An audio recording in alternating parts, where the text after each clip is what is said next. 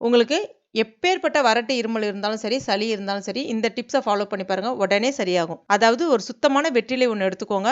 எந்த வெற்றிலையா இருந்தாலும் பரவால்ல. மேல இருக்கக்கூடிய காம்பு, நுனி நீக்கிட்டு, அதில 1 டீஸ்பூன் ஓமம், தேவைப்பட்டா கொஞ்சமா ஏலக்காய் பொடி சேர்த்துக்கோங்க. ஏலக்காய் பொடி இருந்தா தாராளமா பயன்படுத்துங்க. ரொம்ப அருமையான ரிசல்ட் வந்து குடுக்கும். 1 டீஸ்பூன் தேன், சுத்தமான தேனா சேர்த்துட்டு, நல்லா மடக்கிட்டு, இந்த மாரி வாயில வச்சு மெல்ல மெல்ல மெல்லணும்.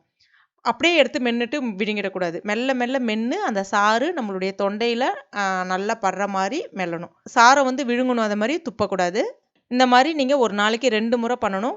முறை பண்ணும்போதே உங்களுக்கு அந்த வறட்டு இருமல் குறைய ஆரம்பிக்கும். 2 முறை தொடர்ந்து பண்ணி பாருங்க. நல்ல ஒரு ரிசல்ட் தெரியும். 3 நாள் தொடர்ந்து பண்ண